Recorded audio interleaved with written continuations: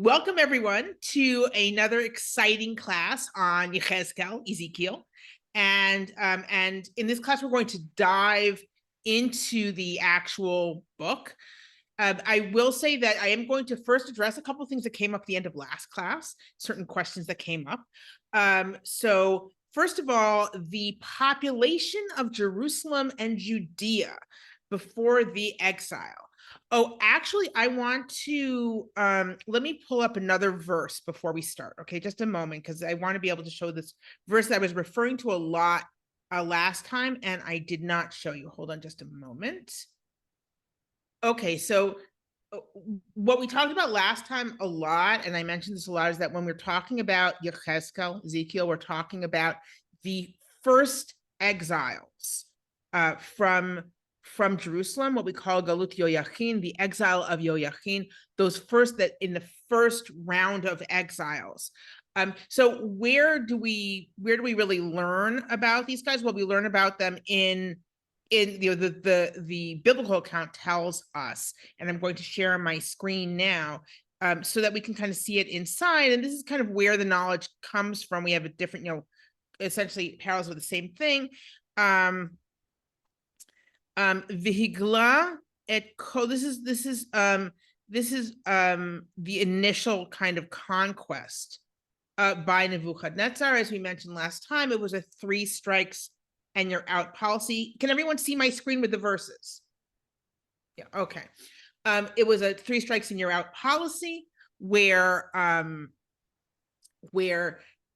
first you're supposed to be a vassal state. And sometimes it could be just 2 strikes, right?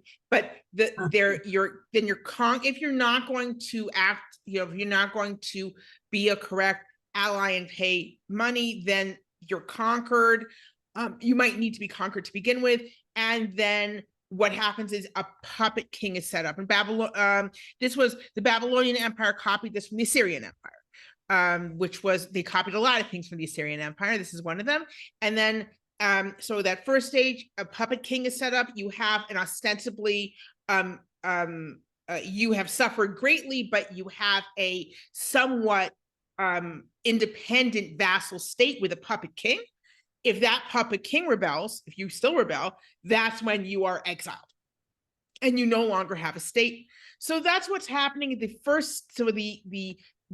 strike 2 is happening here, where Nebuchadnezzar puts the city under siege.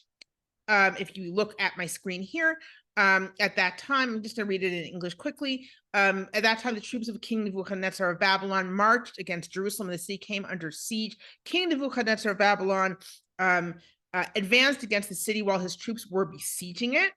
And Yehoiachin, Vayetze Yehoiachin Melech Yehuda al Melech Bavel, right? Yehoiachin of Yehuda, essentially, they surrendered. You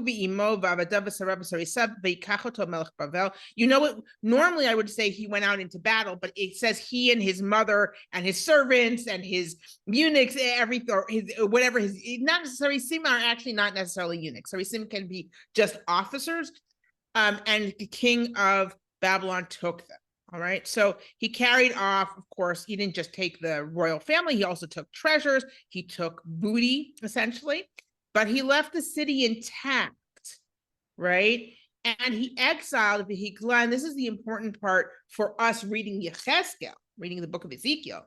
Vihigla et kol Yerushalayim v'et kol sarim v'et kol giborei hachayil aseret alafim gole v'chol hecharash v'masger and lo nishar zulat dalat ha'aretz. He exiled not only the commanders, sarim are like the officers, the nobility, also the warriors, and also all the craftsmen, all the craftsmen. Only the poorest people in the land were left. Okay, so he takes the royal family, he takes everyone who is in charge, right? And the warriors. The idea is, I am essentially making it so you guys can't rebel. You're going to have trouble just dealing now with the city because we're taking all the best people, we're taking all the craftsmen, and now you guys are just going to be so busy dealing with with trying to function, and you don't even have any good people for battle, that you won't be able to rebel again. Of course, that is not true. Tzidkiyahu, the king's uncle, is appointed as the puppet king, right? He is from the royal family. He is essentially supposed to be the king who is loyal to Babylonia. He is not, right? He is not loyal to Babylon. He is urged on by his people, and he also himself clearly wants to throw off the yoke of Babylon, as it were. Yirmiyahu, Jeremiah, constantly tells him, do not do this. This is the will of God. God wants you to be a vassal of Babylon, and they don't listen, they rebel, and then we have the final exile. But this here is where the story of Yechezkel begins. This is where Yechezkel goes out with all the exiles not with all the exiles, with all his exiles, the cream of the crop, to Babylon. Okay, and then they have to deal with this very difficult situation where they've been exiled, and yet Jerusalem is still functioning, the temple is still functioning. There are people in Jerusalem, and those people in Jerusalem are apparently drawing their own conclusions in that we are the good ones, and the bad guys got it, and that the guys who weren't worthy get exiled, and that's the way it is. And as I said previously, the way the Assyrian exile worked, or at least from the point of view of Judeans, was those Israelites were exiled. They're part of our nation, and yet we don't have a connection with them anymore. Now, this is not quite true, again, because, and this is part of the growth of Jerusalem and Judea, is that many of those who fled the Assyrian attack fled south to Jerusalem and to the area of Judea. So actually, there are quite a few of those Assyrian exiles, quote unquote, who are now Judeans and are affected by this. Now, I was asked last time, because we talked about the different stages of the exile, and how there was yet another small exile. How many Jews were there in Jerusalem at the end of the First Temple period? So there are different estimates. Magen Broshi estimates that at its height in the First Temple period, Jerusalem had about 25,000 people within the walls, not counting those who were kind of farming right outside the wall. The suburbs grew because, in fact, everyone wanted to be near the walls, because it was a dangerous time between Sancherib and Nebuchadnezzar, between the Assyrian conquest and siege and the Babylonian conquest and siege. This was many people kind of flocked to Jerusalem. So Magen Broshi is using the estimate of 200 people, I believe, per hectare. And he's assuming, because it would be, in the ancient world, it would be 160 to 200 per acre, let's say. And he's assuming, because there seems to be a lot of pressure to people to get into Jerusalem, that you would be kind of at maximum density. So he's estimating 200. 25,000 within the walls. And then once you have Judea, it gets much harder. Meir Bar-Ilan, in an article in 2006, he says 150,000 in Judea, 200,000 in the Galil. Finkelstein seems to have a much lower estimate of 75,000, but it isn't clear to me if he's talking about the height right before the destruction or the beginning and middle of Iron II, when the people from Assyria hadn't really settled in Judea yet. So it's because once you get into these archaeological articles, they start splitting hairs a little bit in terms of which area you're at. I will continue to read articles and update you about Judea next week as well. But the idea is you have quite a few people in Judea at the time of the exile. Certainly many are exiled or just run because it's not a good place to be. But again, if you look at Ezra and Nehemiah, if you read kind of the census that they have coming in, it seems that there are some who have stayed in the countryside, which would not surprise us. Like it was a battle tactic to kind of salt the earth, as it were, to really punish rebels. They wouldn't necessarily have done it for the entire country, though. So that's but again, those are some of the numbers that I have. Again, the 25,000 number is probably the highest estimate I've seen for the number of Jerusalemites within the walls before the destruction. But it does seem to, Finkelstein in one place seems to agree with it, and then he gives a much smaller estimate. So it's not clear to me whether he's saying that whether he's looking at before the Assyrian exile, before the city expanded, because I see puzzled faces. The city of Jerusalem had different stages of expansion.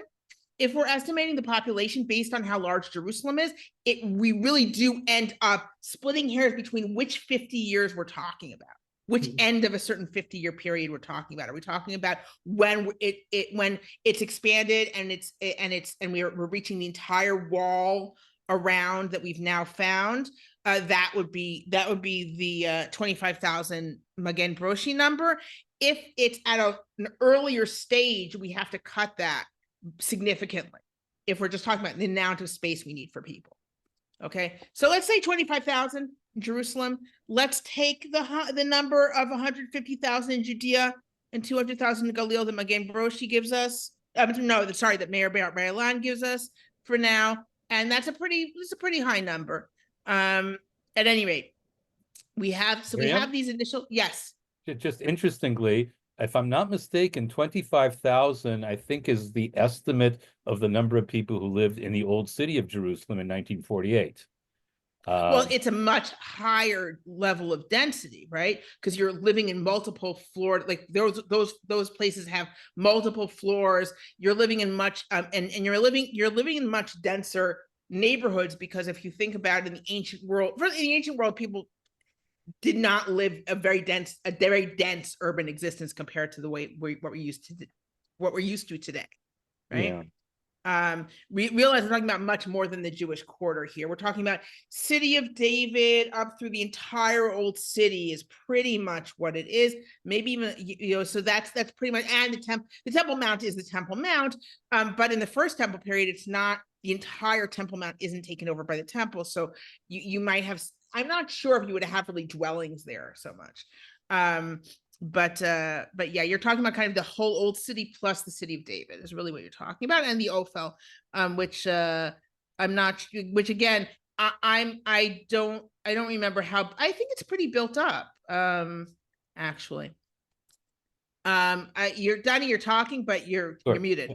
It's not the entire old. It is the city of David, of course, but right. The areas of most of the Muslim quarter and Christian quarter were not included in the city at that time. Right, but you're right. But there is a good amount, and there are some areas. I believe when they found the outside of the wall, there were some areas that they didn't even realize when the maximalists didn't even include that were. Yeah. Har Zion, which is today outside the walls of probably part of the city back in right. Okay, so yeah, but that's kind of that again. That's the highest estimate I've seen, but it's an estimate which seems to be pretty well founded on the size of the city, and the pressure to kind of be in the walls. Yes. What's this number that you had for the Galil? The Galil, that's from Meir Beilan, and that's just from a single article that I saw of his. He doesn't really explain it. What time period? This is after the Galil was conquered. Look at it again, but it was end of the first temple period, is what he seemed to be saying. So not everybody was exiled. I'm not sure. Again, maybe I read it wrong. I'm gonna go back to it because it's a high number, honestly. Yeah. So I'm going to take a look at it again. Before guys, I want to move on. Guys, I want to move on now to the text. So let's go back in. So talking about another very, very quick, I know we want to get into the text. So Yechezkel, what do we know about his life? We don't know a lot about his life because what we know is he's part of these exiles. He's a Kohen, he's a priest, and he's from Jerusalem, and he's from kind of the higher echelon of Jerusalem. So one assumes that he has knowledge of the temple service, that he would be serving in the temple. He is married. He seem to be well respected by the elders. He is we'll see his age, and we also know that, again, I'll say this again, that he seems to have a in terms of what he says in his prophecy, he gives a lot of credit to priests that are he gives a lot of importance to priests who are descended from Tzadok specifically in what he presents as the vision of the future temple service. The service that is normally given to any priest is given exclusively to priests from the Tzadok line, whereas regular priests do things that are typically asked of Levites. So he kind of brings everything up a level. Okay, so he does this on what authority? On God's authority, he's a prophet. Okay. But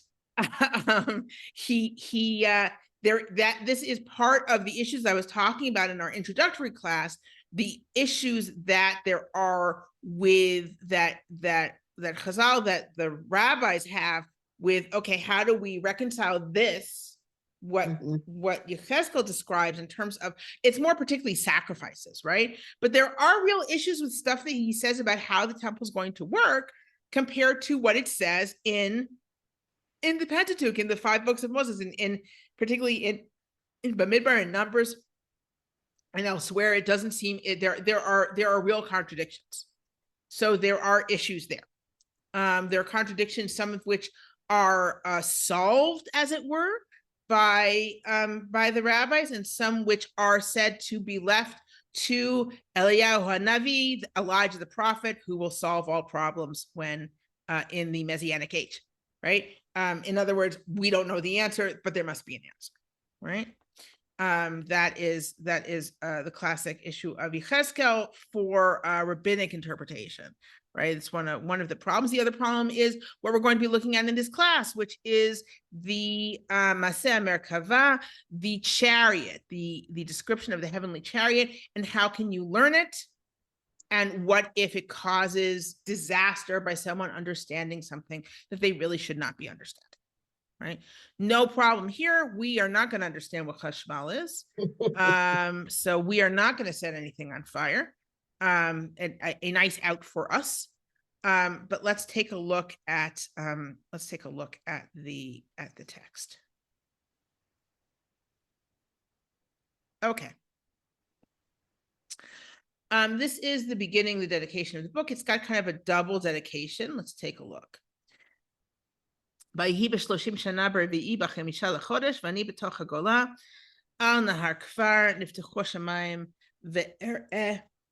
me. Marot Elohim. So in the 30th year, we'll talk about what 30th year, we're going to talk about that in a second. In the 5th day of the 4th month, so it's the 5th of Tammuz, and I am among the exiles on the river Kavar, which is probably Nar Kabaru, which is close to Nippur on the Euphrates, southeast of the city of Babylon. Niftachu hashamayim there, so the heavens opened, I saw visions of God. There is an idea that he's actually on the river waiting to see a vision of God, because there is an idea, it's really particularly here and in Daniel, that by the river is where you can get a revelation. And it says here, on the 5th of the month, and that is in the 5th year of the exile of the king Yoachim, right? So it's the 5th year of that initial exile. That would be 593. Now, so what's this 30th year? If it's the 5th year of the exile, what is the 30th year? So one possibility is that this is his age, that he's 30 years old, okay? Because it doesn't, otherwise it's a little bit hard to match up. Or it could be 30 years from Yoshiyahu's reforms, Josiah's reforms. That would be 620, that we're in, say, 622, right? That's the other thing that it could be, because it's hard to kind of figure out where we're counting 30 from. I think it's a little bit more likely that we're saying that he's 30 years old, as opposed to dating something from the reforms, which are not really mentioned elsewhere in the book. Okay. And here we start with the first person. So we start with Yechezkel speaking, and then we have kind of this addition here by, you could say, an editor, whoever wants to say, oh, but you don't know who's talking, right? Because it starts, and I am among the exiles. Who is this? So you just should know. First of all, you need to know the year, right? It's the 5th year of the exile of Yoachim. Hayo haya dvar Adonai el Yechezkel ben Buzi HaKohen be'eretz Kasdim al nahar kfar v'tihi alav sham yad Adonai. the word of God came to the priest Yechezkel, the son of Buzi, right? In the land of the Chaldeans, in other words, in the land of the Babylonians, on the river Kvar, and the hand of God was on it. Okay, so this is just telling us who it was, because we wouldn't know just from Yechezkel's beginning, right, who this person is. Okay, and no, we do know his father, but we're not getting a long genealogy, so it isn't super clear, you know, how important his family is, at least at this point. בערב והנה רוח סערה בא מן הצפון, ענן גדול ואש מתלקחת ונוגה לו סביב ומתוכה כעין החשמל מתוך האש. This is a classic, this is kind of a setup for a theophany that is a revelation of God. It uses a lot of language that we have in that sort of thing when a revelation of God is described, right? So we have a wind of storm coming from the north. Now, coming from the north, this is actually not strange in Babylon. In Iraq, this is called a summer northern wind is actually called shamal, right? Shamal for north, right? Because it's so typical. It brings with it a lot of dust. It brings with it storms. So he's actually describing a typical meteoric feature, but in terms of, okay, now you know there's a big storm coming, and with great clouds, with fire, flashing fire, glowing, right? And from it, something like chashmal from within the fire. What is chashmal? We don't know, so lucky us, right? We're not going to burn anything up. We don't know what chashmal is. I am referring to the last class where we learned that a young child who understood what chashmal was set things ablaze because of his mystical knowledge, which ended in his death. So we don't want that. Don't worry. Even in terms of the word, we're not sure where it's from. So we have two Akkadian words, which maybe this is reflecting. So El Meshu, even though it might be with chashmal being switched, El Meshu, the U, remember the U is a case ending, so it's like El Mesh, right? So El Meshu is a shiny precious stone or metal, or chashmanu, which is a blue-green precious stone, or Egyptian, the root is chasmen, which is bronze. So in other words, it's something shining, glowing, okay? It's describing something. There's something glowing, shining, brilliant within the fire, right? So we have a storm, we have flashing fire, and there's something glowing within it tremendously. Okay? Don't some translators translate chashmal as lightning? I don't know how accurate that is, but it's more than that. Again, we're using a special, we know how to say lightning, right? We're using a special word here that's meant to mean something more, right? Esh mitlakachat is more like lightning. In other words, this flashing fire that you're having with the clouds, that sounds to me like lightning. That's lightning. This is something glowing from within the fire, like the chashmal from within the fire, right? Now,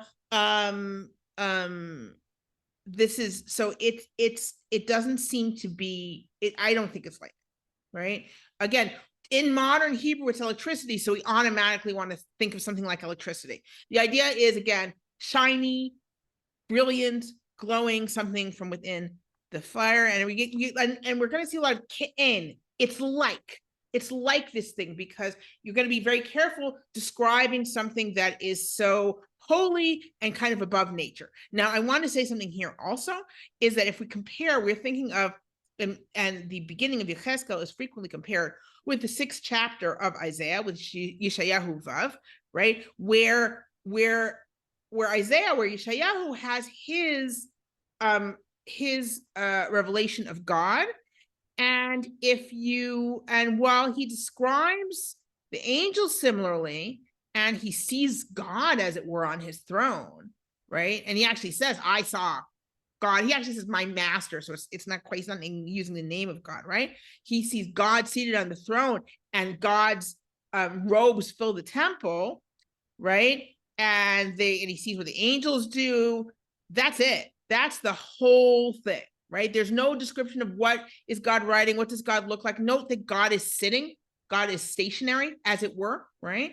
It's not movement like what we're going to see with a chariot, right? With what's unique, and we are so used to calling this Maseh Merkava, the matter of the chariot, right? That we're so used to this idea of a chariot. This is unusual. The idea that God's in a chariot, in a moving thing. We'll see how important this movement is. For the whole thing, the Ezekiel is actually going to be saying, not quite here, but later on, this idea that God moves, right? This idea of movement, right? So if you want to talk about God in the temple, you're going to talk about God sitting in the temple, right? Or God being in the temple. That's not what Ezekiel's talking about. Yeah, sure, okay, in the temple, it moves. There's a chariot that's moving, and everything about it is movement and allows for movement, right? Okay, he's looking into the center, into where the shining thing is, and says in the center of it were the figures of 4 creatures, and this was their appearance. They, the figures of human beings, Dumut Adam Lahena, they look like people. V'arba'a panim lechat, v'arba'a knafayim lechat, but each one had 4 faces, and each one had 4 wings, or 4, I guess it's 4 wings. It could also be 4 sides, but here it seems to be 4 wings, really. Ragleim regel yishara v'chaf ragleihem kechaf regel egel. Right? Their legs were straight legs. They had legs like calves. All right. V'notzitzim ke'en nechoshet kalal, but they sparkled. They sparkled like shiny bronze. Shiny, the kalal can be shiny, or it might be orange, right? We're not 100% sure. Like it's a copper, right? So it's shiny. So they're shiny. So they're not really people, right? They're like people, right? They had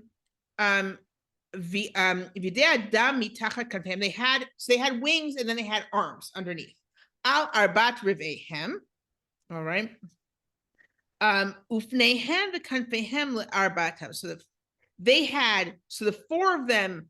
So they had on their 4 sides, they had wings. Now their wings were connected to each other. Why were their wings connected to each other, or they touched each other, right? They either were connected or they touched each other. What is he drawing from here? He's drawing from Shemot, Exodus. Oh, this is not where I wanted to draw from, actually. Oh, not Shemot. I wanted to here. Melachim.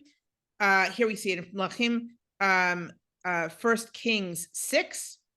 Melachim Aleph Vav, okay, where the cherubs on the Aron, right, on the ark, their wings touch each other, right? Nogot kanaf el kanaf, their wings in the center of the chamber touched each other, right? He seems to be drawing from this. Right, or one thing I do want to say is that I typically say Yechezkel says this, Yechezkel's doing this, and people are like, wait, isn't God doing this? Okay, it's a prophecy, but I really do interpret it as Yechezkel, because I know, and again, so religiously, okay, God's speaking through all these people. The prophet, yeah, I think even religiously, the prophet forms the prophecy. There's a thing about the prophet that this is what he's saying, right? And Yechezkel here is talking about the wings touch each other. Now, again, one of the things I've been talking about here is, why is it so important for him to give all this description? We saw that with Yeshayahu, with Isaiah, he doesn't describe much at all. The answer is, again, it's very important for him. He concretizes things. Yechezkel is very, very concrete. And part of this concreteness is to make people believe in what he's saying, because they're feeling hopeless. They don't know what their place is. They've been exiled, where there are people still in Jerusalem. They don't know what their future is. They don't know where their connection to God is. Does this mean that God has shut them out? Has God thrown them out? God's in Jerusalem, and now they are without God. What does that mean? And he's saying to them, no. And we'll see why later.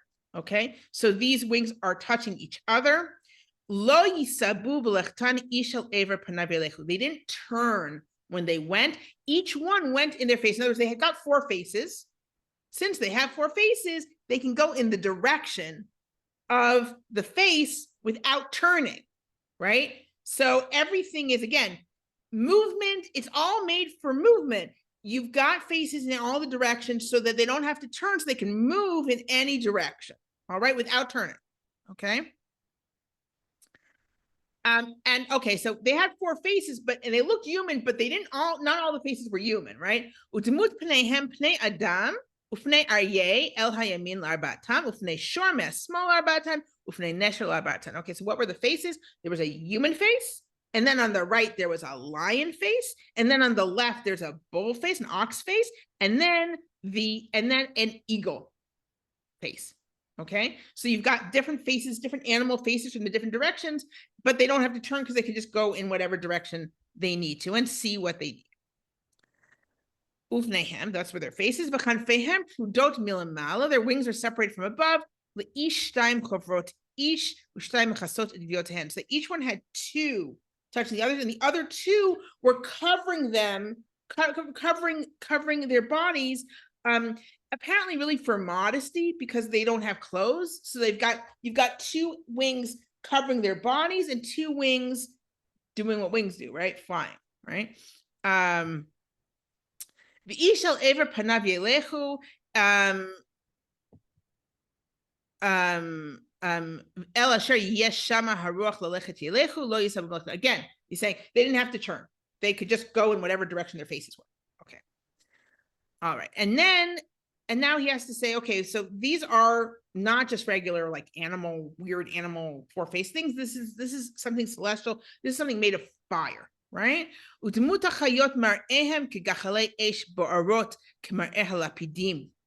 Right? They looked, these creatures looked like coals of fire burning like torches. So the fire keeps going among the animals, right? And lightning's coming out of the fire. It's interesting how much movement there is here. If you're actually imagining this, there's a fire flickering between these animals. These animals are ready to move. There's fire flickering between them. There's lightning coming out. There's a lot going on, right? Right? And the animals themselves are going back and forth, right? So it's something that looks like, I don't know, it looks like something flashing, right? So it seems like that the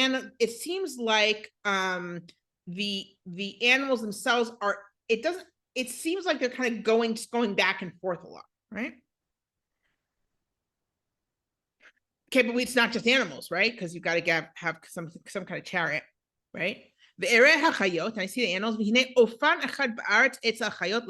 So they see one wheel on the ground next to each of the creatures. You've got wheels all around. Okay, these wheels gleam like a precious stone. They all look the same. They have 2 wheels within each other. So it sounds like concentric wheels. Some people want to say that they're like wheels that are going in different directions, so that like the faces, there's a wheel that can take you one way and there's a wheel that can take you another way. We don't know of anything like that kind of in the ancient world, so it's more probable that they're concentric circles. And now again, because you've got wheels on all the sides, you don't have to turn. You can just go in whatever direction you want. Right? Miriam? Yes. Is this use of the term ofan and ofanaim the reason that this whole parak sort of becomes the formative story to what later becomes Merkava literature? You mean just the wheels? Yeah, I mean, because it sounds like this is a description of a type of chariot. Yeah, it is a description of a chariot, sure. Yeah, so is it because of that, the use of those terms, that later on the Kabbalistic literature that's referred to This as is the most in the biblical books. This is the most concrete description of the divine you are going to find anything Kabbalistic, if you're looking for something that is biblically approved, that is a concrete description of divine revelation, this is it, right? You want to picture God? You want to picture the surroundings of God? This is where you start. And this is why you're not supposed to learn it. So right? is that why it's referred to as Merkava literature or Maseh Merkava? Or that's... Oh, sure. Yeah. And what's Okay. interesting is that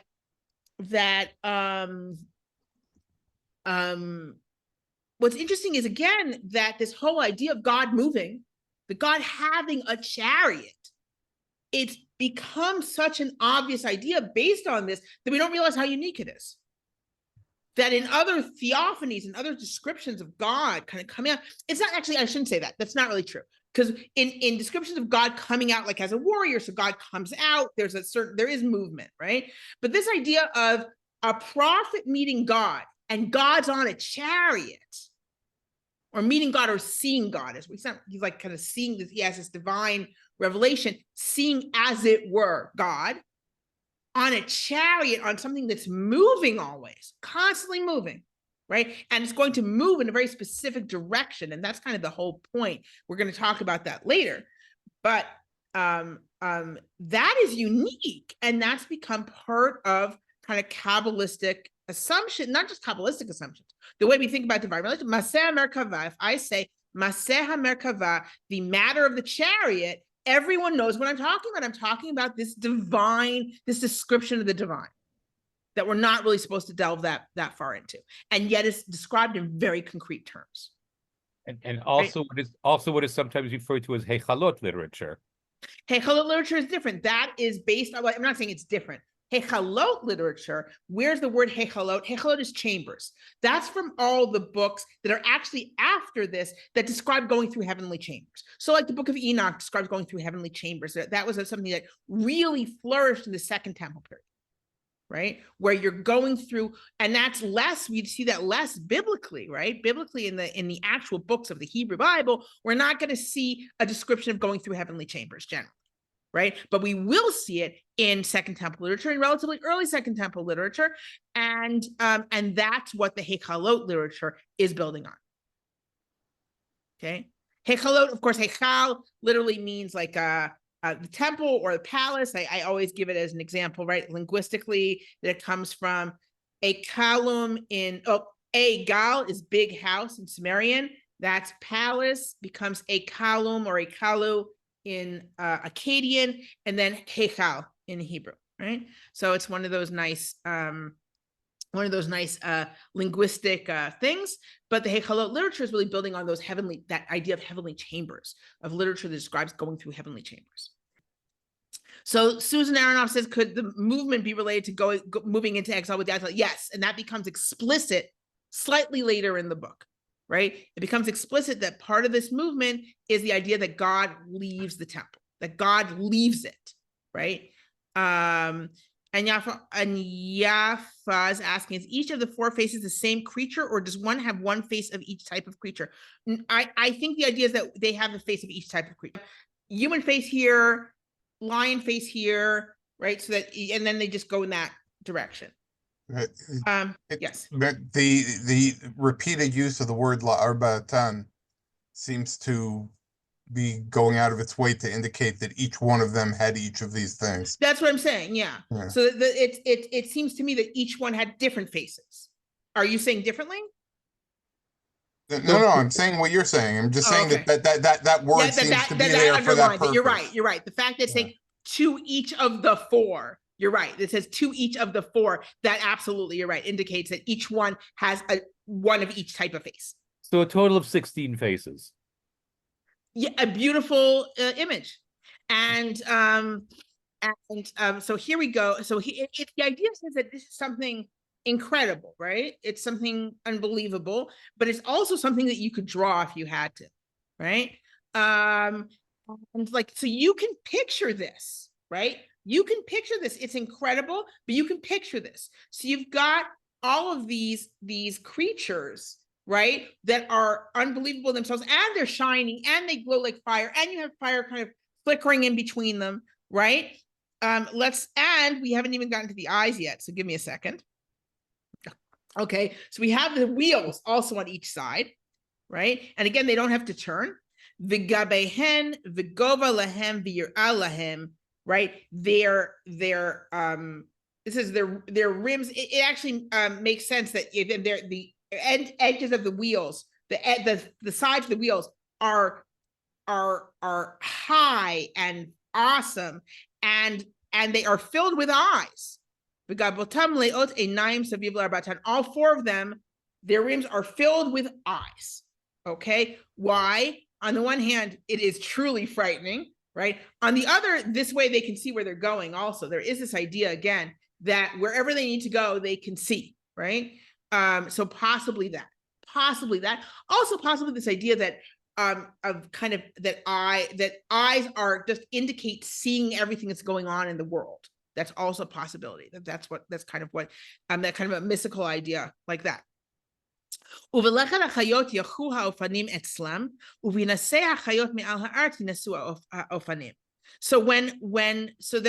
all moving together, right? When the animals move, when the creatures move, I should say, the wheels move, and when the creatures move above the earth, the wheels go with them.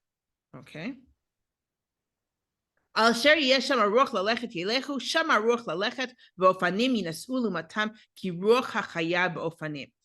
right, wherever it's the spirit or the wind, right? It could be that they are essentially lifted, right? Wherever kind of the air takes them, that's where the whole thing is going to go. Why? Because the wheels themselves have a living spirit in them. So the wheels themselves have a living spirit in them, which means they themselves can kind of lift up and go wherever they need to go. Right? They're gonna, if they go, they move. If they stand, they stand. Did I just read that? Yeah, no, it's just repeating. Again, saying, hey, they're gonna they stay still when they need to stay still, they move when they move, because the wheels themselves have a kind of a living presence in them. All right.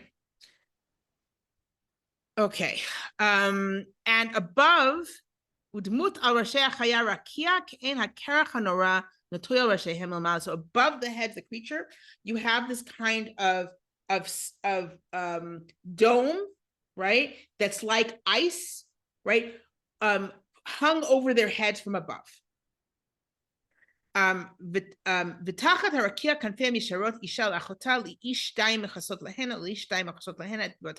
then you also have under this, each one has a pair of wings extended to the others and another pair covering its body. This seems like a repeat of what we saw before. And ve'eshma et kol kanfehem kekol mayim rabim. Okay, now here, okay, so he described what it looks like, and it's awesome. Awesome movement, fire, incredible creatures, moving wheels. And what's the sound like? So in order to get the awesomeness of the sound across, Ezekiel's using 3 different similes, right? One first is like the sound of rushing water, kekol mayim rabim, okay? The sound of a lot of water, a lot of rushing water. The second one is kekol shaddai b'lechtam. It's like the sound of God when they're moving. What's the sound of God? We already know things like with what's described at Sinai, the idea of when God appears, when there's a revelation, when God comes, there's thunder, there's lightning, there's just this huge amount of very scary noise. Okay. And when God speaks, by the way, kol hamula kol machane, and the sound like the sound of an army camp. Right? This tremendous, just confusing chaos sound, right? When they stood still, their wings dropped. In other words, when they moved, you heard this incredible noise. When they stopped, the wings stopped. And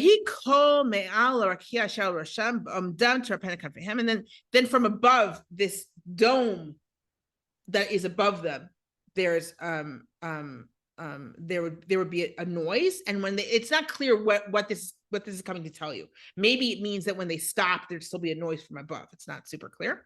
Or it could be an editorial, like a copy, because this is a copy of below. So there might have been some kind of, it was a, what is it, ditography that was doubled when it was copied over by a scribe. Now we're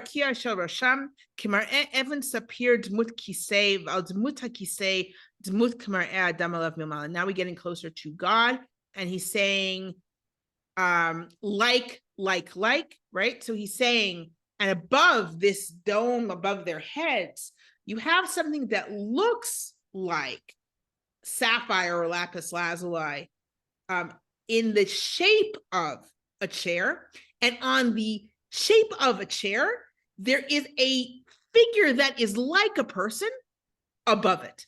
What is he describing? He's describing what Isaiah said straight out, which is God sitting on a throne, right? He's saying, I'm not going to say it's God sitting on a throne. There's something that looks like a chair, something that looks like a person who's on the chair, right? So if we compare, where's this sapphire coming from? So if we, here we are, it should be, is it here? Let me find it. Here we are. When Moshe is going to go up to Sinai, so 70 elders and Nadav and Avihu have their own revelation. I'm reading now from Exodus 24:10, Shemot Chaf Daled Yud.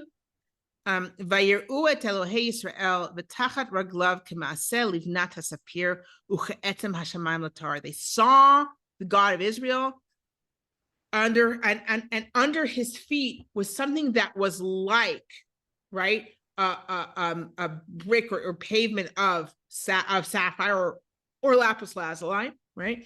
And it was pure like the sky, right? So we already have this idea of what does God sit on? God sits on, as it were, something like, or God stands on, whatever it is, underneath God is sapphire. Now, sapphire, again, I always say, I add lapis lazuli because that's probably what it's referring to, is lapis lazuli and not sapphire, but we can just say sapphire because it's faster, right?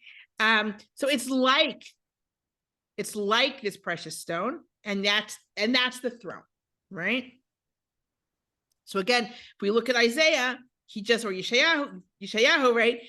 He just sees God on the throne, right? He sees the God on the throne in the temple, right? Ezekiel seeing God on something like a throne, on something, and there's something like a person on it. He can't really tell, right? Right?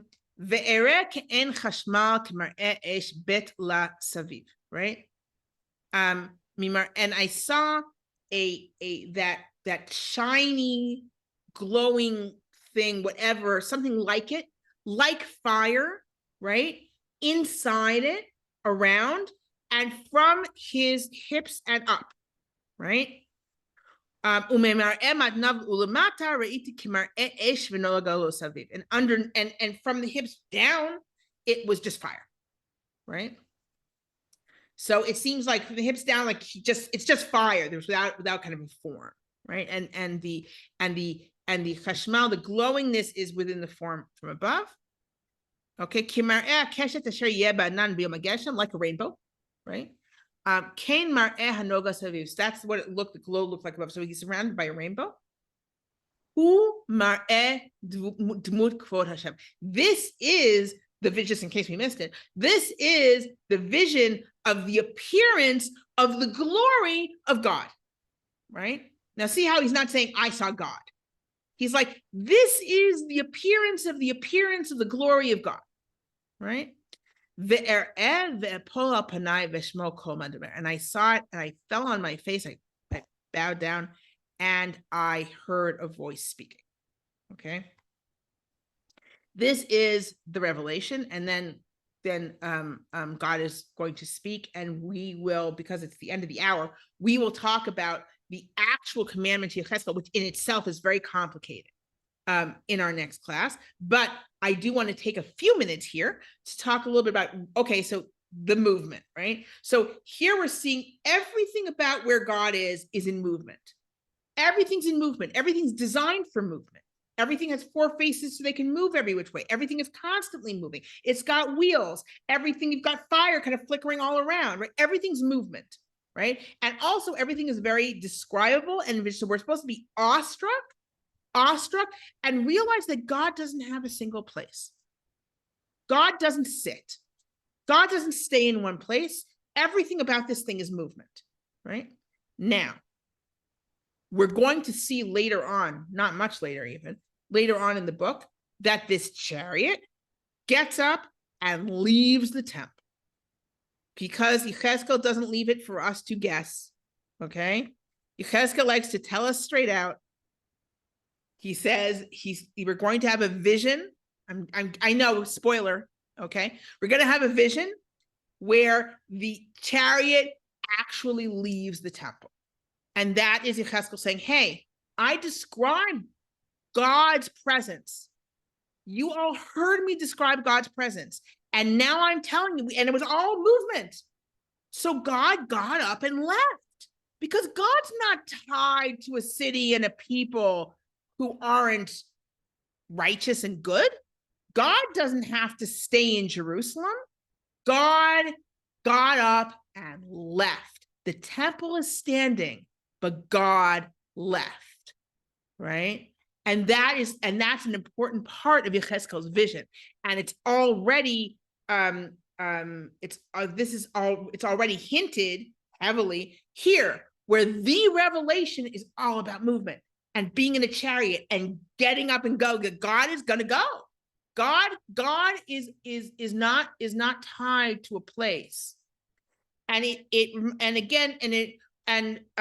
when we read that section, I'm going to bring up, we'll look at the text of in Yirmiyahu and Jeremiah, which around the same time, where in Jerusalem the Jews are saying, Hechal Hashem, Hechal Hashem, Hechal Hashem, Hema, that this is the temple of God, which means it can't be destroyed, right? It's the temple of God, it can't be destroyed because God lives in the temple, and God can't be destroyed. So that means the temple is safe and Jerusalem is safe, right? There are a lot of things that Jeremiah says, that he quotes sayings that are that idea, that we are safe because we're in Jerusalem, this is God's city, and it can't be destroyed. And of course, and this is the same time period. The problem is that Ezekiel is speaking to a bunch of people who have been kicked out. They're living outside, and their question is, wait, so does that mean that God's in Jerusalem and we no longer have a connection to God? And he's like, no, God doesn't have to stay in Jerusalem. God's not staying in Jerusalem because the people in Jerusalem are terrible. They're doing horrible things in the temple now. And he's going to describe them. And he's going to describe the chariot getting up and leaving. God's presence is going to leave Jerusalem. And again, this is what this very concrete description does in terms of allowing us, helping us, the audience, believe that this is possible. Remember that in Jerusalem, in the same time, people are saying to Jeremiah, to Yirmiyahu, hey, we're safe. Jerusalem, they say Jerusalem is the pot and we're the meat inside it. We're all safe in Jerusalem, right? And Jeremiah is like, oh yeah, you're going to be the meat, all right, right? That's the answer. But what they're saying is we're safe because God's not leaving his temple, and that means now. And again, this is also because they learned it when Sancheriv had Sennacherib, right? Sancheriv put a siege on Jerusalem, and Jerusalem survived, right? And that told everyone in Jerusalem, the lesson they learned from that is Jerusalem can't be destroyed because God's here, and that's what keeps us safe. So we're safe. Jerusalem is safe. Maybe Judea isn't, but Jerusalem's safe, right? That is this, that was helped by the fact that Jerusalem survived, surprisingly, miraculously survived the siege of Sancheriv. And again, Ezekiel, who's talking to a different group of Judeans, of Jews who are outside of the land, has a very different message, right? He actually has the same message as Yirmiyahu. Yirmiyahu is saying, hey, God doesn't need this. Yirmiyahu has his own problem trying to convince people of this, that a Jerusalem that is not doing what God wants is worthless to God. And Ezekiel says simply God left. God got up and left. So we're going to be looking at that later in this class. I'm going to take a quick look and see if there's any questions. Moshe says it seems perplexing and sort of circular to explain the sound of God's chariot as being something that sounds like God. Yes, it is kind of frustrating. I do think that I think the idea is that the other two similes are too natural / human. So he uses a natural simile, which is water rushing. If you've ever been like near a really rushing stream, that is very noisy, but it is not awesome. It's cool, but it's not awesome. You're not like, oh my God, I've never heard anything like this. And then you have a human military camp, and that's very human. That's a lot of noise, but it's very human. And I think he wants to kind of round it out with, it's a divine sound. It's not no. Yes. How many years into the exile is he having this vision? That's question part one. And can you take this vision as that God is coming into them with the exile? That if there's so much movement, it's So he. Oh, could you turn your mic off for a sec, because it's I get an echo when I. Okay, sure. One Okay, second. thanks. Sorry. Okay. Sorry. No problem. Okay. So in terms of, and we had that in the beginning, it says it's the 5th year of the exile of Jehoiachin. In other words, the final exile hasn't happened, but it's the 5th year of Jehoiachin's exile. So they've been in exile for 5 years, he and the other group of Jerusalemites who have been exiled. And it's essentially taken him that long, apparently, to get a revelation. And he's setting it up, but the divine presence hasn't left yet, because he hasn't described that yet. He will describe it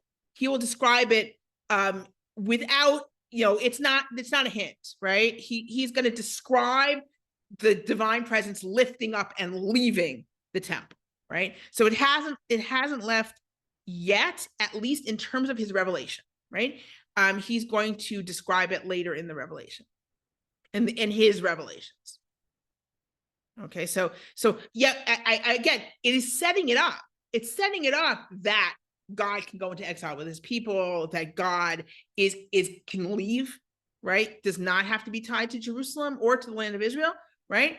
But he's not doing it yet. He's setting it up first. To me, it would seem that just someone getting a vision in exile should be a reassuring comment to the people who are in exile with him. And I think it is. I think that is part of the whole, a lot like that. I think that is why he's so well respected compared to, again, Yirmiyahu, which are, who no one cares. Like Ezekiel, people come to listen to him. He is their he is the prophet that they have. And I do think, but a lot of his messages are very negative. And they're going to be negative. We're going to see next week, as God tells him, hey, this is what's coming. He's going to have to say negative things. No one in Babylon wants Jerusalem to be destroyed. No one in Babylon wants the temple to fall. Realize that I can kind of play up this whole thing of they're like, oh, we've been kicked out and they're still there. None of them want everyone else to be exiled. That's not what they want. They want to go back, right? And instead, what Ezekiel is saying is, you're not going to go back. And in fact, the temple is going to fall and everyone else is going to get exiled, right? So like, this is bad news. No one wants to hear this. Then afterwards, he's able to, and kind of within it, right? He's able to say, hey, there's an end to this, right? And we will come back, right? We will come back, and God will take you out of your graves and bring you back, right? Even though you say you have no strength left, right? And no hope. I think so. That's it gives in a way, getting prophecy gives hope, but it's a lot. He's going to have to say a lot of crappy prophecies. And that's not going to be fun for them to hear, but they do seem to listen. I mean, they seem to listen. Again, there is that passage where they're just listening for fun, but there are also passages where they're coming to his house to listen. They're visiting him while he's lying on his side. I mean, there's a lot of, people want to hear him. So again, and that also the whole thing, again, he says the bad stuff so he can also say the good stuff at the end. But we're going to talk about what his prophecy, like there's a lot of, in next week, we're going to be really look about saying, what is the role of a prophet? Like so many prophets, he has prophecies about what is the role of a prophet? What is the job of a prophet? And what is his job? So we're going to be talking about that a lot next week. So thank you very much for joining me. I will see you next week as we dive into Ezekiel's actual kind of like, as it were, conversation with God, where he gets his job as a prophet, his hakdasha, right? He's appointed, as it were, and we'll look at kind of the back and forth there is there. It's a very kind of puzzle. It's actually a very puzzling passage, and I'll see you next week.